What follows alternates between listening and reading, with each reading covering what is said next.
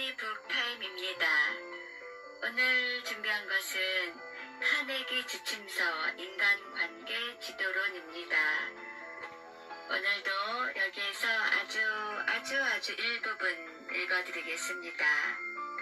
이 책은 모두 4개의 장으로 이루어져 있습니다. 그 중에서 제1장에서 사람을 다루는 기본 원리 3가지로 되어 있는데, 첫 번째, 남을 비난하는 것은 하늘에 대고 침뱉는 격이다. 두 번째, 상대가 원하는 것을 알면 마음을 움직일 수 있다. 세 번째, 낚시 바늘에는 물고기가 좋아하는 것을 달아두어야 한다. 이 3가지 중에서 첫 번째 거, 남을 비난하는 것은 하늘에 대고 침뱉는 격이다. 이 부분을 읽어드리겠습니다.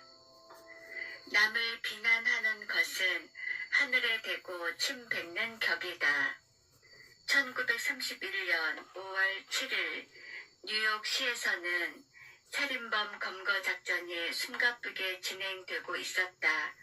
아무런 원한도 없이 살인을 저지른 쌍권총의 명수 크로울리의 은신처가 마침내 수사진에 의해 포착되었던 것이다. 그는 웨스트엔드 거리에 있는 애인의 아파트에 몸을 숨기고 있었다.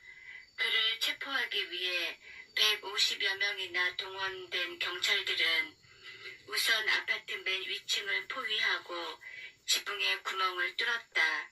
그 구멍으로 최루가스를 흡입시켜 크로울리를 아파트 밖으로 유인해 내려 했던 것이다.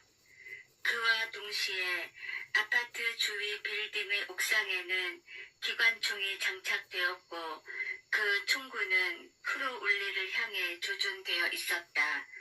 하지만 크로울리는 바깥의 상황이 이렇게 돌아가고 있는 것에 아랑곳하지 않고 최후의 발악을 하며 소파 뒤에 몸을 숨긴 채 무서운 기세로 쌍권총을 쏘아댔다. 그러자 경찰들 역시 일제히 이에 응사를 했고, 그로 말미암아 뉴욕의 고급 주택가는 1시간 반 동안이나 콩 볶는 듯한 권총과 기관총 소리로 뒤흔들렸다. 그리고 그 총격전을 구경하기 위해 사건 현장으로 모여든 흥분한 시민들은 뉴욕시에서 지금까지 볼 수 없었던 일대 활극을 숨죽인 채 주시하고 있었다. 결국 크로울리는 체포되었다. 그렇게 요란스레 진행된 검거작전을 마친 후 그 당시 뉴욕 경찰국장이었던 멀로니는 인터뷰를 하는 과정에서 이렇게 말했다. 특히 쌍권총을 잘 다룰 줄 아는 크로울리는 뉴욕의 중범죄자들 중에서도 보기 드문 흉악범입니다. 그는 아주 사소한 동기만으로도 살인을 저지를 만큼 잔인한 위인입니다. 그렇다면 이러한 평가를 받고 있는 크로울리 자신은 스스로에 대해 어떻게 생각하고 있을까? 그에 대한 해답은 크로울리가 직접 기록한 글에서 충분히 얻어낼 수 있다. 총격전이 벌어지고 있는 그 와중에도 크로울리는 관계자 여러분께 라고 시작되는 한 통의 편지를 남겼던 것이다. 물론 그가 그 편지를 쓰고 있는 동안에도 총격전은 계속되었기 때문에 상처에서 흘러내린 피로 인해 종이 위에는 검붉은 핏자국이 선명하게 드러나 있었다. 피로 물들은 그 편지에서 크로울리는 이렇게 말하고 있다. 내 마음은 비록 삶에 지쳐있기는 하지만 내면의 깊숙한 곳에는 아직도 부드러움과 다정함이 살아있다. 그리고 그 마음은 결코 그 누구도 해치려 하지 않는 따뜻한 마음일 뿐이다. 그렇지만 이러한 글을 남겨놓은 크로울리는 얼마나 쉽게 살인을 저질렀던가. 총격전이 벌어지기 전 크로울리는 롱아일랜드의 어느 시골길에 차를 세워놓고 애인과 함께 한창 고조된 사랑의 분위기에 들떠 있었다. 그런데 바로 그때 그는 경찰의 불심 검문을 당하게 되었다. 실례합니다만 운전면허증을 좀 보여주십시오. 그 말을 듣는 순간 크로울리는 재빠르게 권총을 꺼내들어 그대로 경찰을 향해 난사를 하고 말았다. 경찰이 그 자리에서 쓰러지자 차에서 뛰어내린 크로울리는 경찰의 총을 빼앗아 숨져가는 그를 향해 다시 한 발을 쏘아 완전히 죽여버렸다. 이렇게 잔인한 그가 그 누구도 해치려 하지 않는 따뜻한 마음일 뿐이라고 말했던 것이다. 어쨌든 크로울리는 사형 선고를 받았다. 그렇다면 과연 그가 사형 집행을 위한 전기 의자에 앉았을 때 이렇게 죽는 것은 자업자득이다. 나는 많은 사람을 죽였으니까 라고 스스로의 운명을 받아들였을까? 결코 그렇지 못했다. 나는 정당방위를 한 것뿐인데 이렇게 죽게 되다니. 이것이 바로 크로울리가 남긴 최후의 말이었다. 여기서 말하고자 하는 요점은 아무리 흉악한 범죄자라 할지라도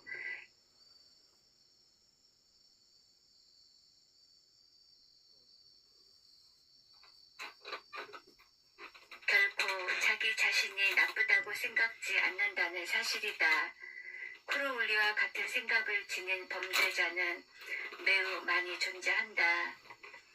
나는 뉴욕의 싱싱교도소 소장으로 있던 워든 로즈로부터 범죄자들에 관한 흥미있는 이야기를 들은 적이 있다. 대부분의 범죄자들은 자기 자신을 범죄자라고 생각지 않으며 자기도 선량한 일반 시민들과 조금도 다르지 않다고 생각한다는 것이다. 그리고 그들은 대부분 자신의 행위가 옳다고 믿고 있으며 왜 금고를 털지 않으면 안 되었는가, 왜 총을 쏘지 않으면 안 되었는가 라고 하는 그럴듯한 이유를 붙여 자기 자신을 합리화한다고 한다. 즉 이들은 자신의 범법 행위에 대해 그럴듯한 이유를 붙여 합리화시키고 자신이 수감된 것은 부당하다는 확신에 차 있으며 스스로의 억울한 처지에 대해 심한 불만을 품고 있다는 것이다. 알 카포네, 크로울리, 더치 슐츠와 같은 흉악범들조차 자기 자신 및 행동에 대해 옳다고 확신하고 있다면 범죄인이 아닌 일반 사람들은 자신에 대해 어떻게 생각하고 있을 것인가? 타인의 잘못을 들춰내어 비난하는 것은 쓸모없는 짓이다. 왜냐하면 비난을 받는 대상은 곧 방어 태세를 갖추고 어떻게 해서든 자기 자신을 정당화하려고 하기 때문이다. 게다가 자존심을 상하게 된 상대방은 결국 반항심을 갖게 되어 오히려 상황을 더욱더 악화시킬 뿐이다. 유명한 심리학자인 스키너는 잘한 행동에 대해 칭찬을 받은 동물은 나쁜 행동에 대해 벌을 받은 동물보다 훨씬 더 빨리 배우고 또한 배운 것을 보다 더 효과적으로 익힌다는 것을 실험을 통해 증명하였다. 잘못을 저지른 사람일수록 자기 자신의 행위를 미화하고 남을 헐뜯으려고 드는 법이다. 이것은 곧 인간의 타고난 본성이기도 하다. 인간은 옳지 않은 일을 했으면서도 오히려 자신을 제외한 다른 이들을 비난하는 경향이 있는 것이다. 이러한 경향은 악한 사람들에게서만 나타나는 것이 아니라 우리 모두가 마찬가지이다. 다른 사람의 결점을 바로잡고 개선하려는 마음은 분명 훌륭하고 칭찬받을 만하다. 하지만 그보다 먼저 자기 자신의 결점을 고치고 개선해야 할 것이 아닌가. 섣불리 다른 사람을 타이르거나 바로잡으려 하는 것보다 자기 자신을 개선하고 고치는 것이 보다 더 유익함을 가져오며 또한 위험도 적다. 죽을 때까지 다른 사람으로부터 미움을 받고 싶다면 얼마든지 남을 비판해도 좋다. 그리고 그 비판의 횟수가 많아지면 많아질수록 또한 정확하고 타당할수록 그 효과는 높아진다. 인간을 다루는 데 있어서 상대방이 논리적일 것이라고 생각하는 것은 커다란 오산이다. 어디까지나 상대방은 감정의 동물일 뿐이며 편견과 자존심, 허영심에 따라 행동하고 있다는 사실을 명심해야 하는 것이다. 그렇기 때문에 다른 사람을 비난하는 것은 위험한 불꽃놀이를 하는 것과 같다. 그리고 그 불꽃놀이는 자존심이라는 화약고의 폭발을 유발하기 쉬운 것이다. 게다가 한번 폭발이 일어나면 사람의 목숨까지도 앗아가는 일이 발생하기도 한다. 남을 비난하는 대신 이해하도록 노력하라. 그리고 어떤 이유로 해서 상대방이 그러한 행동을 하게 되었는지를 곰곰이 생각해보라. 그것은 서로에게 도움을 주는 고도의 전술이며 동정이나 관용, 호의가 저절로 우러나게 해준다. 모든 것을 알게 되면 모든 것을 용서하게 된다. 영국의 위대한 문학가 존스는 이렇게 말했다. 하느님도 인간의 심판을 죽은 뒤로 미루신다. 하느님도 그렇게 오랜 시간 동안 기다려줄 진데 하물며 인간인 우리가 그때까지 기다리지 못할 까닭이 없지 않은가. 다른 사람을 비난하는 것은 위험한 불꽃놀이를 하는 것과 같다. 그리고 그 불꽃놀이는 자존심이라는 화약고의 폭발을 유발하기 쉬운 것이다. 게다가 한번 폭발이 일어나면 사람이 목숨까지도 앗아가는 일이 발생하기도 한다.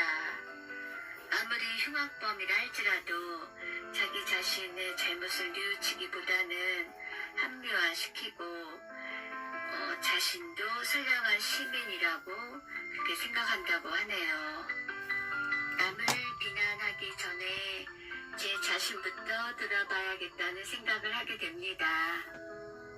감사합니다.